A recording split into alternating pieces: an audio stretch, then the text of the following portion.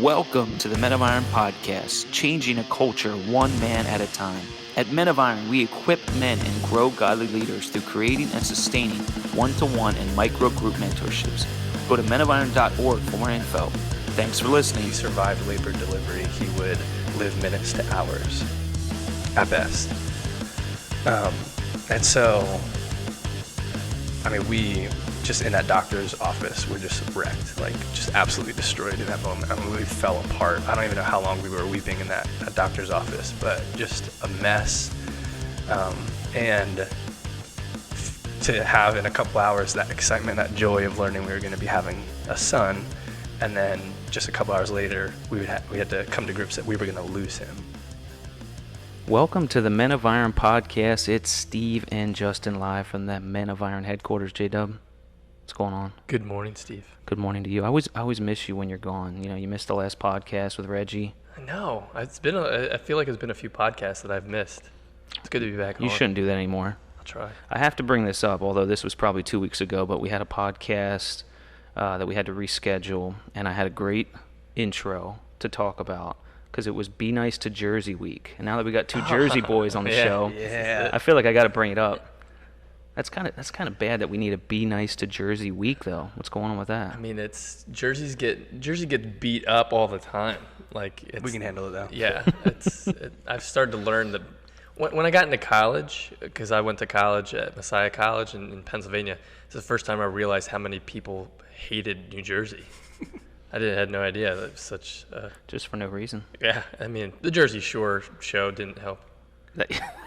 But no one likes that. That did not help you guys at all. Well, the Jersey Shore itself is actually a beautiful area. So anyway, it was Be Nice to Jersey Week, so we're going to be nice to you today anyway, if that's all right with you. That's good. I'll take that.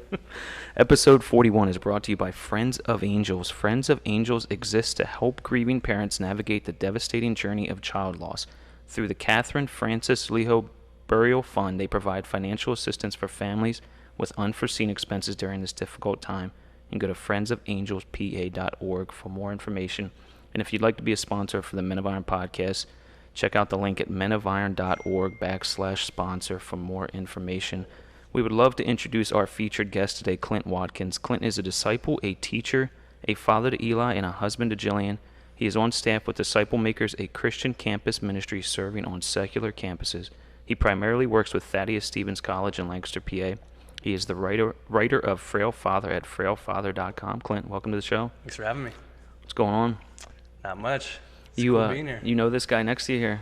Unfortunately and fortunately. Do we look and sound alike? I feel like the video is going to be, you're going to watch the video and be like, oh, I think they're related. I wonder if you're listening and you're going, who's talking? Which guy does this guy have split personalities? Yeah. Well, just for clarification there, Clint is our dear friend and co-worker, the Silver Fox, Justin Watkins' brother. So we're excited to have Clint on the show here and Justin co-hosting as well. It's a family affair. That's right. Jersey boys. That's it. Well, Clint, just tell the listeners and viewers just a little bit about yourself. Yeah, so grew up in Jersey. We grew up here in the gospel. Our dad was also our youth pastor. Heard the gospel preached from an early age. I think my whole life I would have said I love Jesus and wanted to follow him, but especially in high school I started behind closed doors, running away from him, pursuing girls, parties, popularity, stuff like that, despite the influence of my parents and older brothers. So I chose a college. Justin mentioned he went to Messiah. That was one of the reasons why I chose where I went to school, because both Justin and our other brother Luke went to Christian schools. And I said, I'm not joining the family business of ministry. I'm going to go to a secular college and get away from ministry and hopefully Jesus. But the ministry I now work for, Disciple Makers, was on campus. And that's what God used to kind of hunt me down and recapture me when I was at school. Basically through these guys who loved me enough to call me out on my crap and show me the grace and truth of the gospel. There's a lot in there, but now I work for Disciple Makers because I want to see that same transformation happen. And actually, Justin is to blame for two major decisions of my life. Oh, boy. Disciple Makers, because on move-in day at my freshman year, he was helping me move in, and he noticed a poster on the wall about like the Christian Fellowship, and he was like, "Hey, you should go check that out." And I was like, "Dang it!" Day one, and I'm not even getting away. And then 2, him and Jenna played matchmaker for me and Jillian. Wow. So I don't think I was knew that. the most important decision of my life was marrying Jillian. So they're the ones who were a part of that. I feel like it's important to note that Jillian is Jenna's cousin. So we've jokingly said that we're double related. So we're brothers, and we're also like second cousin-in-laws or something like that. Wow. Something weird and sounds like a reality TV show. Yeah, it's not illegal or like actually weird, but Well, it is Lancaster County, so Yeah. that makes sense, even though you guys are Jersey boys. All right, Clint, we're going to hit you with some Take 5 if you're ready for it. I'm not ready. Off the cuff is what gets me in trouble. We got some good ones on here. All right, Take 5, question number 1. What album or song have you had on repeat lately? Ooh, what album or song? Over the past year, and we'll talk more about this, there's a song called A Prayer by King's Kaleidoscope. And it's a pretty intense lament song. I was actually listening to that on my way over. And yeah, it's not, when you first listen to it, it doesn't sound good and it's pretty unsettling, but it's been one of my most favorite songs because of that. So. Awesome. Take 5, question number 2. Give us your best Justin Watkins story. This should be embarrassing or funny at least. Oh man, there are so many. I know. Hey, we got its own time. podcast. We got time. I got 2 embarrassing ones. They're both pretty quick. One is, I don't know when it was, but we found some homemade video back in the day of Justin singing into a camera Wow. and spinning around. And I think it was the song. It's a Slick Shoes song.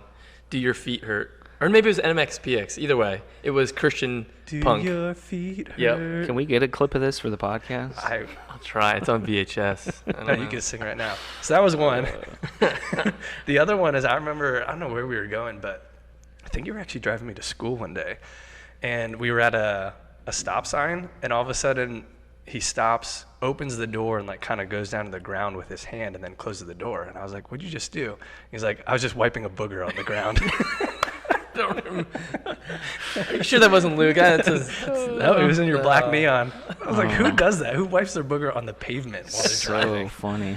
That's good. Well, those were 2 good stories, man. I like it. All right, Take 5, question number 3. What is one of your favorite hobbies and why? Oh, man.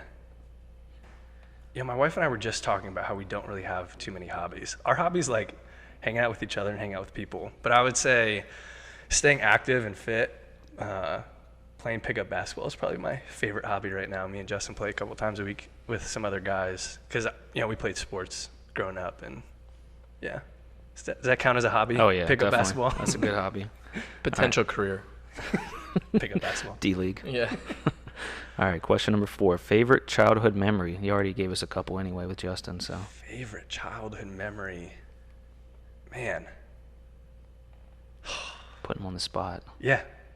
Seriously, I always blank with these. We need the Jeopardy clock right now. I'll put that in later. What is?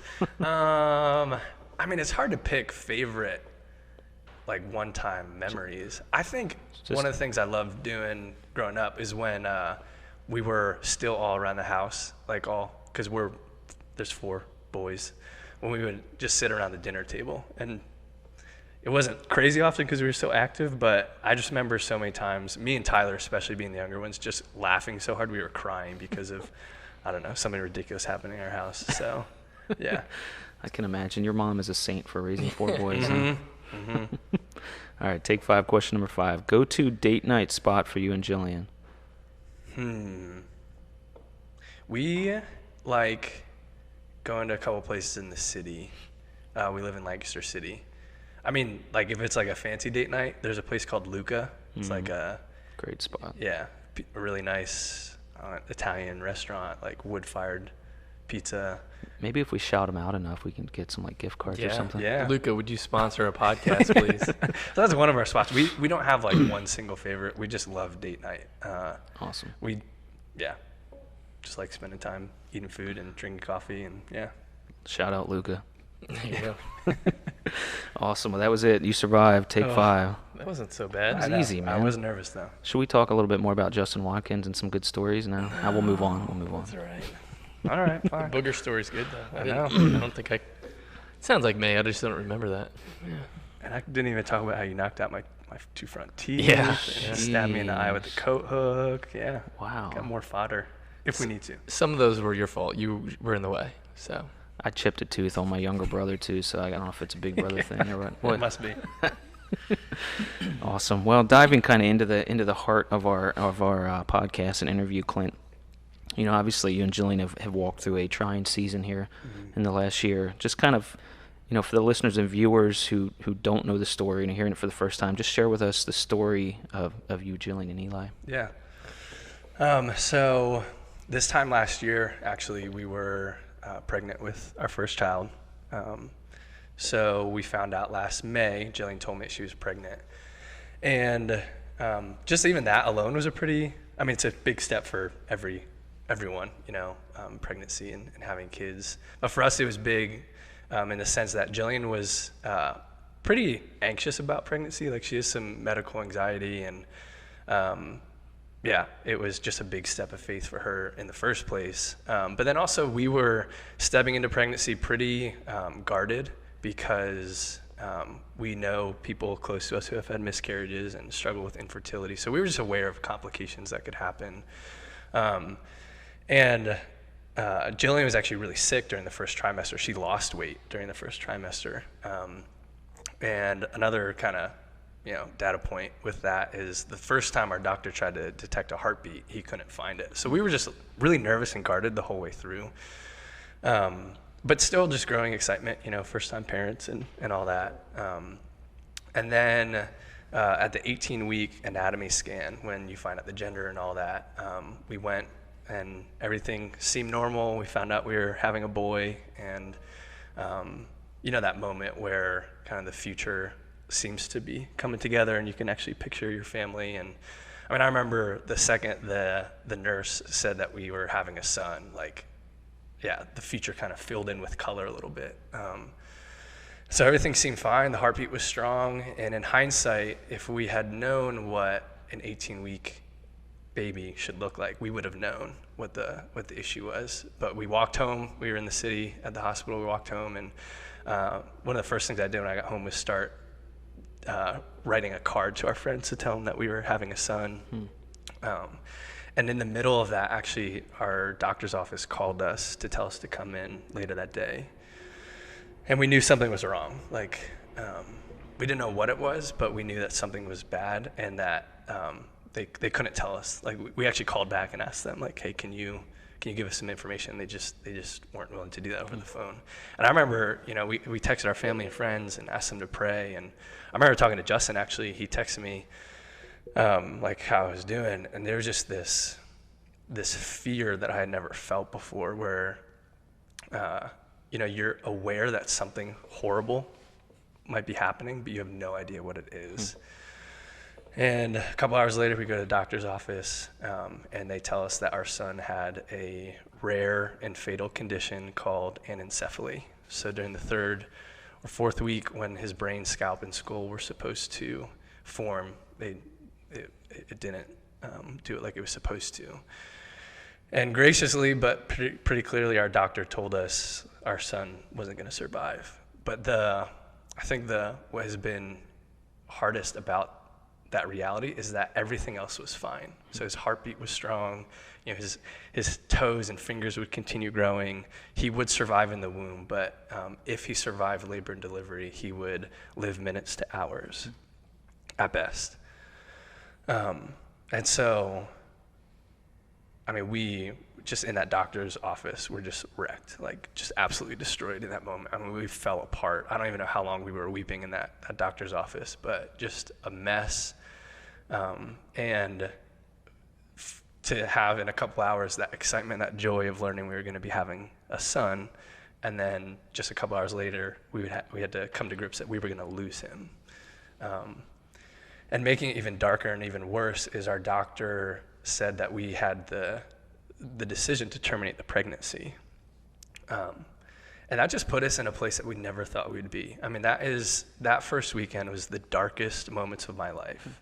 Not only grieving for our first child already, and anticipating that we would have to walk through this pregnancy, knowing that he wouldn't come home with us, but then to have a choice in the matter, it just did something to our souls that is kind of hard to articulate.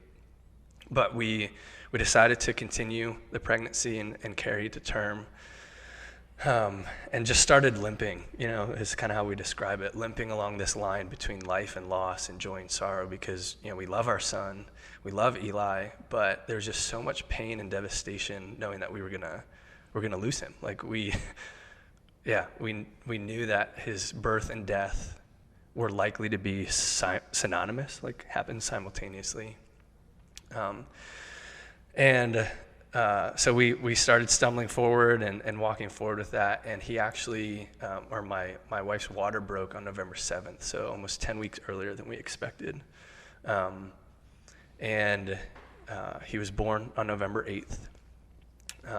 And we don't know why, we don't know what caused the early pregnancy, but he was born on November 8th, and he did not survive labor. So, my greatest fear and the thing that I expected, but also hoped against, was what our doctor said, that there was no heartbeat when he was born. That just brought in a whole other wave of devastation. Even though we knew that our son wasn't going to survive, there was just this trauma and agony with his birth and with his death. And so since that day, we've been, continuing to grieve and wrestle with the Lord and grieve together and figure out what family is, what parenting is when we are now childless parents currently. So. Yeah, if you're just tuning in to this podcast, it's going to continue to be heavy. I think and we're going to get into this, whether it be this podcast or we have a second part to this, but I mean, we are all, if you are alive, you're going to deal with loss in some way. That's the nature of a broken and sinful world that's not operating under God's complete control and design anymore. And I think one of the things that is so important is how do we lament, how do we grieve? Like if we all face, and everyone faces disappointments to some degree, but like the real heart-wrenching, soul-crushing loss, how do we walk through that? And there's a whole, there's the theology of where's God's involvement, and that's its own topic, and that messes with people too, and how they process through suffering. How can God allow this? Where is he at? And that's its own can of worms and that we could talk about. But I think what I've appreciated and what we're excited to hear and share with listeners is how do we walk through suffering authentically, and what is an acceptable approach to suffering and supporting people who are suffering. And so that I feel like since then, and this is kind of just this is one way that I think you and Jillian have really honored Eli is by continuing this conversation. And so we do have tissues here, and there will be tears. But I think maybe just to start off, one question, you had this incredible decision to make, this huge, heavy decision, and that's another really, right. Especially in our culture now, this is like a huge topic, is termination of life and abortion and women's decision, and in some ways, like I could make an argument to say that you had a legitimate reason to consider that, right? Like from the outside. Someone would say, well, depending on who you ask. Right. You know what's going to happen. Tell us about the process and your decision to carry Eli to term. Yeah. It was impossible. Seriously, the word that we use to describe it is paralyzed.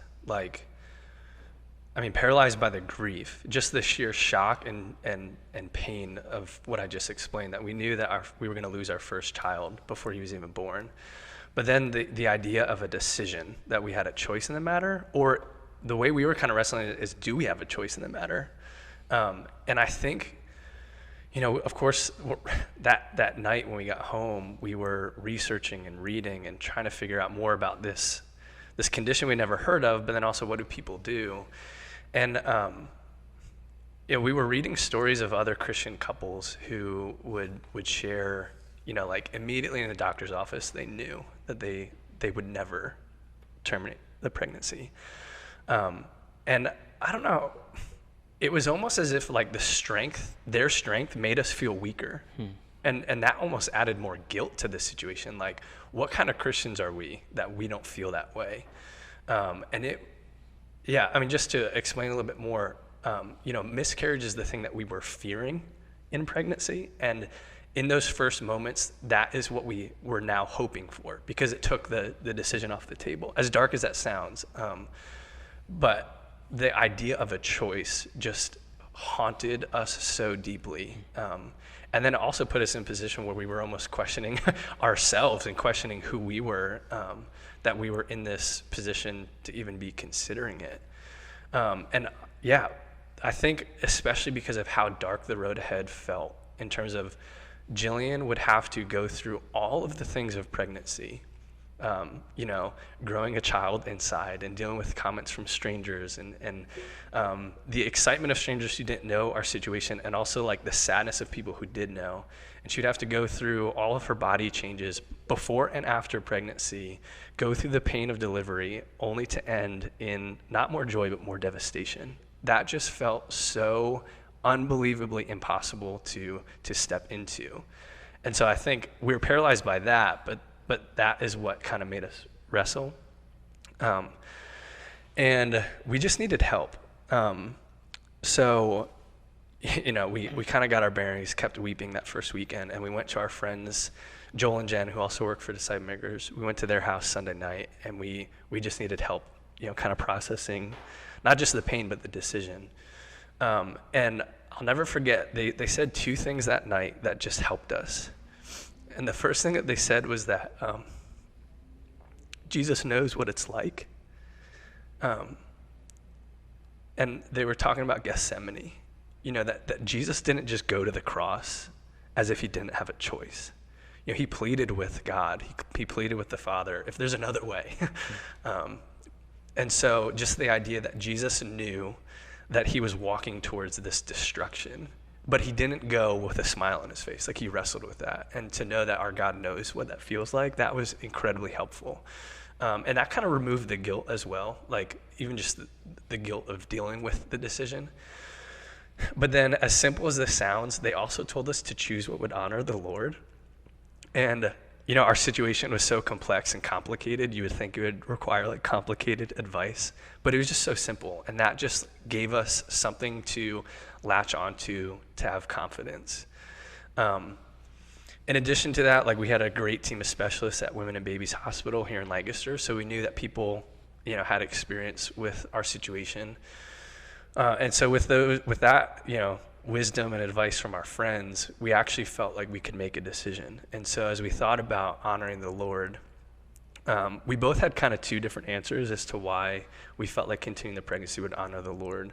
Jillian's perspective, and this kind of relates to what you were just saying, Justin, she said that, suffering does not negate, God's character and goodness. And the scriptures are pretty clear that God uses suffering. And so we don't have to like run away or try to find the most comfortable or least amount of suffering in terms of our decision, but we can actually lean into it and trust that God is at work and trust that God is going to carry us through. And that was just amazing, because she was the one who bared the greater burden, and she was the one who had to deal with the trauma of pregnancy. And so for her to look fiercely into her suffering and say, we don't have to run from this. And what helped me think through the decision is this idea of God's love, like his grace, that his love for us is unconditional, that no matter what we have done, grace says, I choose you. And that's actually become something that I cherish. Like, I hated the fact that we had a decision initially, but I'm so thankful that I get to say that I chose my son Eli, that he had this condition that is a cruel and ugly condition. We knew that we weren't going to be able to take him home, that we weren't going to be able to do the things we wanted to do. But I get to say that I chose my son. And that's a reflection of God's, gracious choice to us. So, yeah, that's how we kind of worked through the decision. But it wasn't pretty, and it wasn't everyone's story. And yeah, it was very, very difficult and painful. Just kind of talk about how has Eli impacted you as a husband, as a father, and as a Christ follower? Mm-hmm. That'll take a few hours. Yeah, all three of those categories, husband, father, and disciple. I could share a lot about each of those. In general, all three of those, like the image that's helpful for me is this idea of an eclipse. It's kind of like an illustration. Like an eclipse is when the moon blocks out the sun, and there's temporary darkness, but the sun is still there. Like there's still light. It's just being blocked temporarily. And that's kind of been the tension with being a husband, a father, and a follower of Christ, that there is very real and present darkness, but that doesn't mean that the light isn't there. And so there's been joy and there's been sorrow. There's been hope and there's been grief. So as a husband with Jillian, there's been just incredible agony, but then also incredible admiration for her. We want what's best for our wives, and we don't want them to suffer. And you asked about restaurants earlier, just to bring a little bit more lightheartedness. I struggle to pick restaurants because I don't want Jillian to be upset with whatever place we go to. I'm paralyzed with little decisions like that because I don't want her to be unhappy even, right. For a little bit. So to be in a position where my wife was going to suffer and there was nothing I could do about it, that has hurt me so much. To see the trauma and the agony on her face as she held our lifeless child. There's just no words to express that pain, her pain, or the pain of someone who's walking alongside someone who's experiencing that. But then also there's just a deep admiration for her. Neither of us will say that we have been strong. We have felt so weak and withering throughout this whole process. But this idea of courage that isn't just I'm going to grit my teeth and push through. Her courage has been expressed in the way that she loves our son Eli, the way that she has lamented and grieved his loss, but also celebrated his life and really valued who he is as our child. And that's been even just in the ways that she walked through pregnancy, doing special things for Eli and buying him, outfits and thinking about different ways that we'll remember and honor him. She has been such a good mother, and she is a good mom. So that's as a husband how that's affected me. And there's more to that.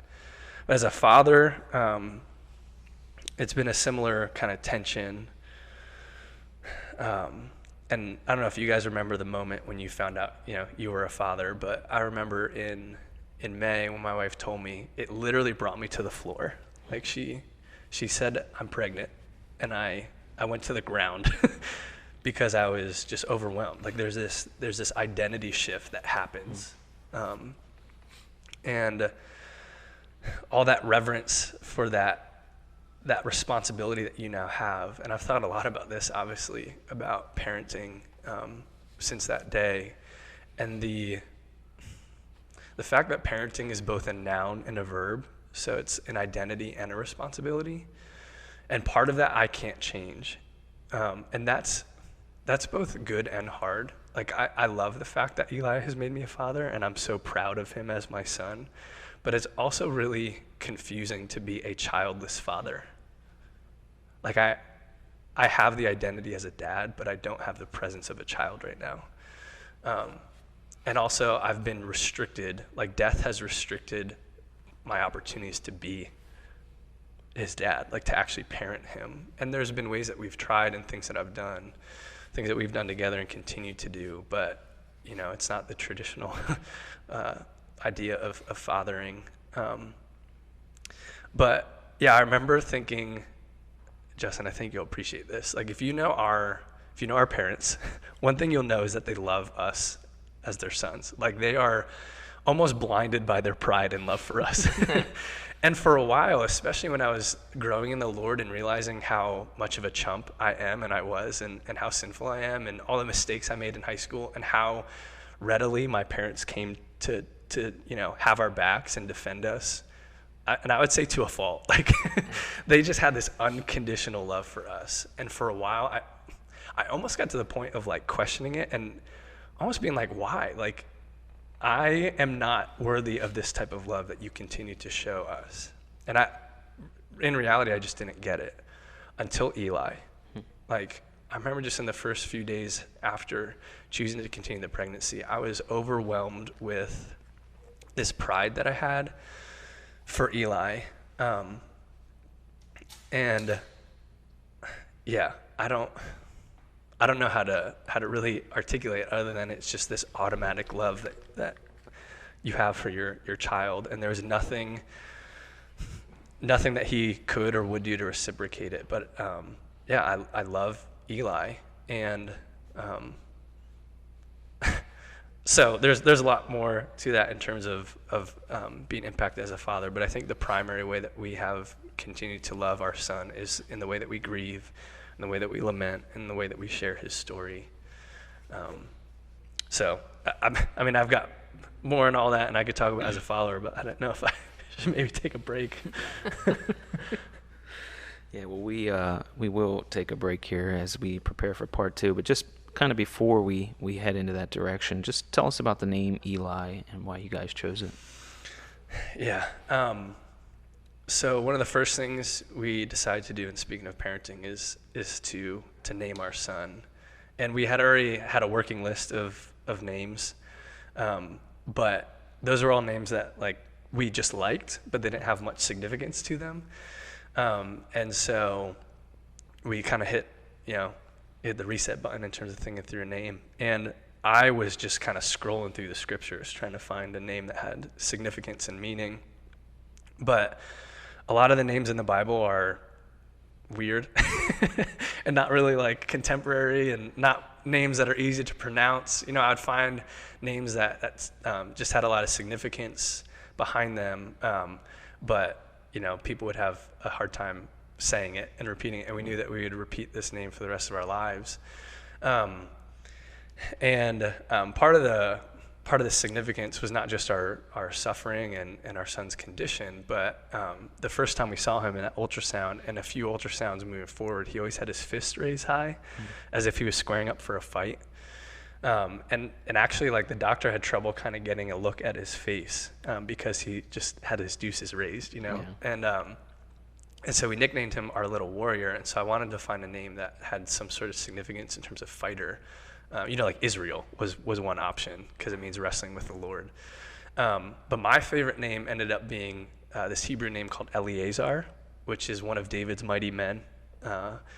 He was, this fierce warrior and was one of David's right-hand men. And the name means "my God has helped." But again, that's a name that, people would kind of struggle to pronounce, and especially the spelling. So that was my top pick, but I didn't think it was going to, I didn't think that was going to be what we were going to call him. And in the middle of the night, Jillian woke me up and she said, "What about Eli?" It was, a shortened version of Eleazar, and it was perfect. Like, when she said that, we knew, like, that's what we're going to name him. And what I've grown to love about his name more and more is that shortened version of Eleazar. Eli just means "my God." And that's a phrase that's repeated a lot through the Psalms as a lament. And that's what Jesus cried out from the cross. He said, "Eli, Eli, why have you forsaken me?" And another cool thing that was brought to my attention is the Greek version of Eleazar is Lazarus.